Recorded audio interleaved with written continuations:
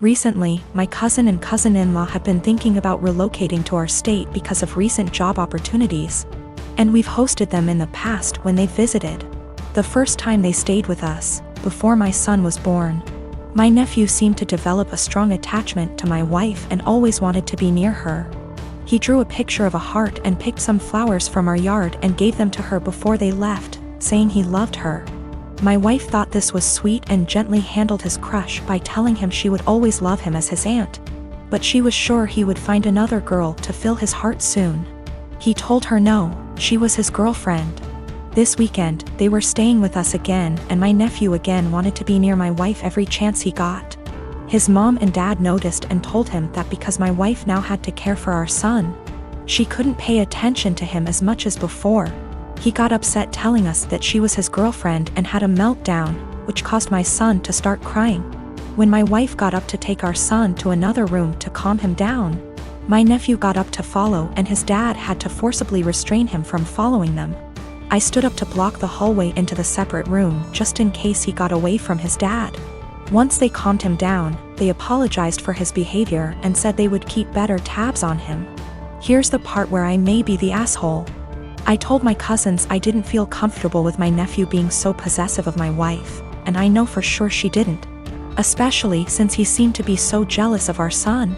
I told them I couldn't allow their son in our home until he learned to control himself and understand that my wife was not his girlfriend. I apologized but asked them to get a hotel room for the rest of their stay and not to visit us again unless they left my nephew behind with people they could trust and knew would care for him, while they searched for jobs in our state. They didn't say anything but looked saddened and went to the guest room with their son to pack up their bags. I guess they must have told my extended family what happened because my paternal grandmother called me this afternoon, telling me that I should have been more understanding and that I was wrong to ask them to leave. Am I the asshole? Technically, my cousin is my second cousin. My dad is an only child, so the cousin I refer to in my post is the son of my own dad's first cousin. My paternal grandmother and his paternal grandfather were siblings. I'm not sure if this is correct, but his autistic son would technically be my third cousin. The reason I refer to him as my nephew is because he's the generation after mine in our family tree, and it's less of a mouthful to refer to him as cousin X removed. A lot of people have posted that it's not correct to refer to him as my nephew, but to be frank, I don't care. And my family's never followed this traditional genealogy nomenclature. Without being specific, in the western state I was born and grew up in, it's not uncommon to refer to even close, unrelated adults as uncles or aunts. I call him my nephew because my cousin and I were close, and I still hope to have a close relationship with him if at all possible. Though I don't know how after this situation. Some have asked if I was jealous of my nephew calling my wife his GF. The first time, I thought it was amusing and was surprised that he had any romantic notions towards anyone, let alone my wife. Remember, in my mind he's my nephew and I never thought of him as anything other than a large kid because of his developmental delays and normal, for him, childlike behavior. Regarding the situation that happened this weekend, I was only concerned for my wife and son's safety. I didn't know how he would react and followed my cousin's lead, but wasn't about to let him get near my wife and son once they left the room. I don't know what was said to my paternal grandmother, but I don't want to react in anger and want to talk to my cousin once we've both had time to process what happened and calmed down. When I was 19 and a sophomore in college, I had a boyfriend I thought I really loved. Looking back, maybe it was just teenage puppy love infatuation. Not sure, but I guess it's not important.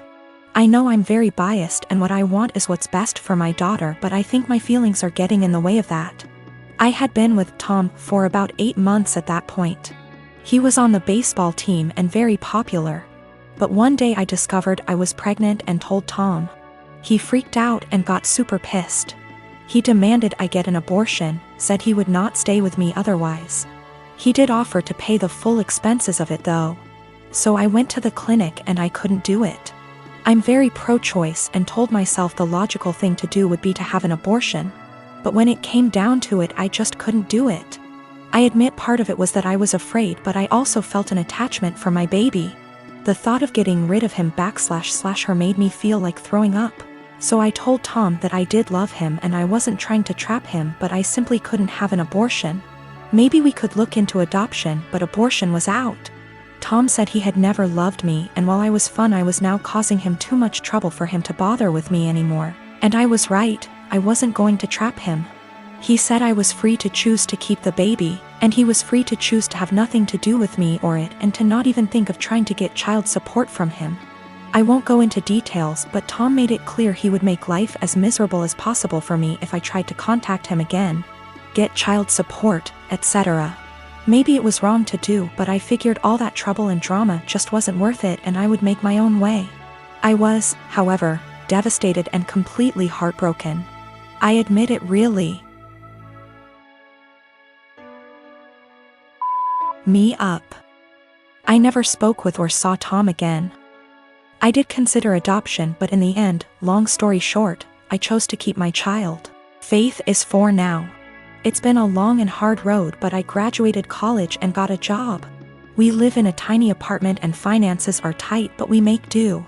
I love Faith like crazy and I do not regret the choice to keep her whatsoever. She makes me a better person and we have a good life. However, 3 days ago I received a letter in the mail. It was from Tom. Inside the envelope was a letter and a check for $3,000. This is what the letter said: Vika, I know this is coming out of nowhere and I'm sorry, but I didn't know a better way to do this. I am so sorry for how I acted 5 years ago. I was selfish and a complete fool. I know that doesn't begin to cover it. These past 5 years have really had an effect on me. I got a job at Restraint. I started hanging out with different people. Good people instead of college jocks. I know I ran from my responsibility and I treated you with callous cruelty. I know I can't undo what I did, but I want to make it right. Here is a check for $3,000 for Faith. I know that doesn't begin to cover what her expenditures have been, but I wanted to show I am serious about what I'm about to say. I want to be a part of our daughter's life. I will go as slow as you like. I would very much like to set up regular child support payments as well as pay off whatever back child support I owe you for the past 5 years, including hospital appointments during your pregnancy. I know I don't deserve it, but I want to meet my daughter and be a part of her life in whatever way I can. I want to help her and I want to help you and start making up for the terrible way I acted. Here is my contact information. I am willing to do what you ask of me. Thank you for your time. Tom. I was blown away. I'm also beyond pissed off. I'm thinking of the pregnancy I had to deal with after getting dumped like that. Exams and papers I had to write. Giving birth to her on my own. The late night feedings, all the diaper changes, the constant crying. Trying to afford clothes to keep Faith warm during the winter as she grew while also making sure she didn't go hungry, the tantrums. The first steps, first words, the potty training. He wasn't there for any of that, and now he just wants to come waltzing into her life like nothing happened. After doing whatever he felt like now that Faith is out of the unfunny baby years and she's a well-behaved child who can now carry on a conversation, and knows how to use toilet and doesn't wake up every 2 hours. Faith has started asking questions like, where is her daddy? How come she doesn't have a daddy? And I've been doing my best. I've been saying mommy doesn't know where daddy is, true until now. And she doesn't have a father because daddy wasn't ready to be one when she was born. Maybe that's the wrong answer, but I am doing my absolute best. I'm thinking of how Tom hurt me and bailed when life got hard. I can't stand the thought of him doing that to Faith. She's a sweetheart and quite sensitive. She doesn't understand unkindness. She makes friends with everyone and is very innocent. I've done my best to teach her to be a calm, kind, respectful person, and everyone loves her. However, I do know she needs a good male role model in her life, and I do feel guilty for not having one for her. I haven't had a boyfriend or dated since Tom because all my energy and focus has been on graduating college, getting a job, and being a good mother to my daughter. I never really thought about Tom much after Faith was born, but now that I am with this intrusion into our lives, I think I hate and despise him.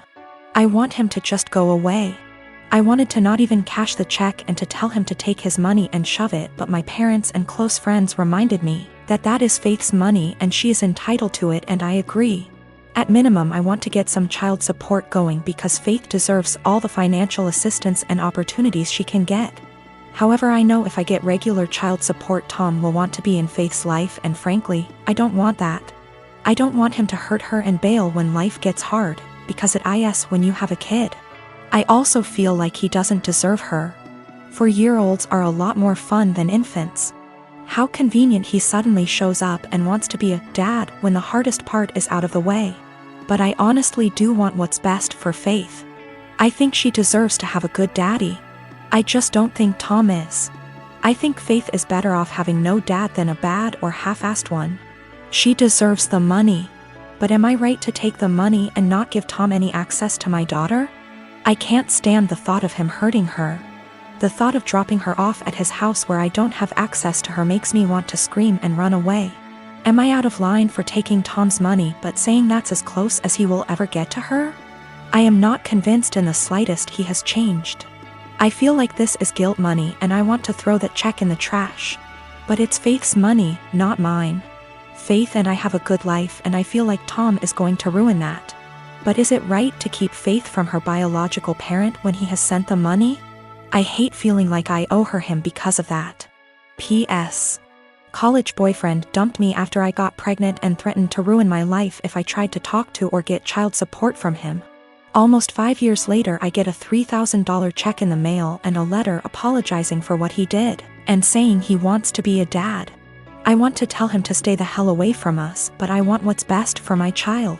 Tom is listed as the father on the birth certificate.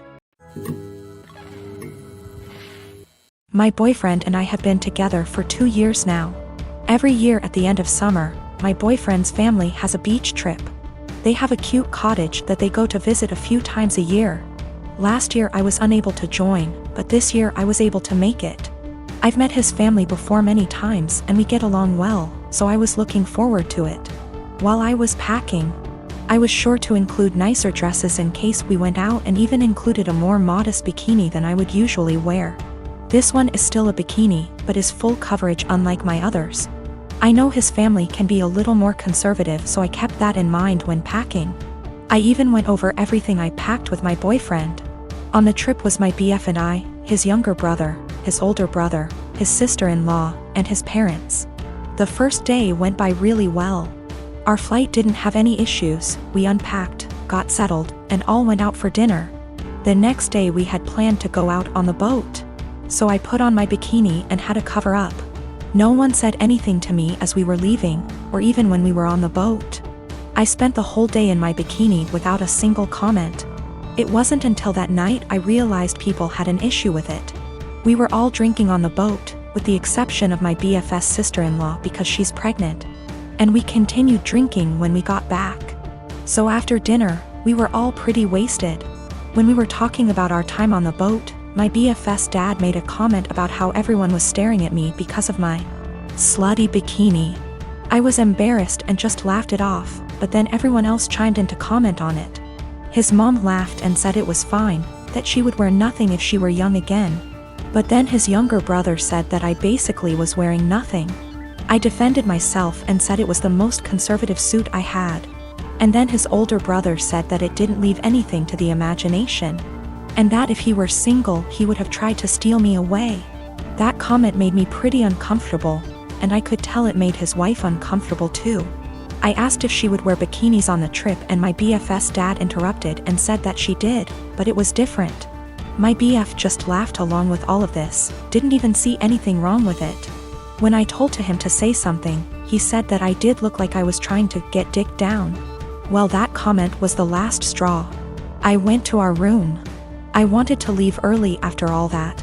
But we only had a few days, so I just pushed it in the back of my mind and kept to myself the rest of our trip.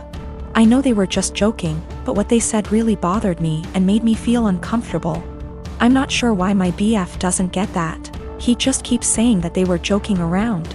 But it obviously wasn't very funny to me, so now he's saying I ruined the trip by moping around the rest of the time. My boyfriend and I have been together for 2 years.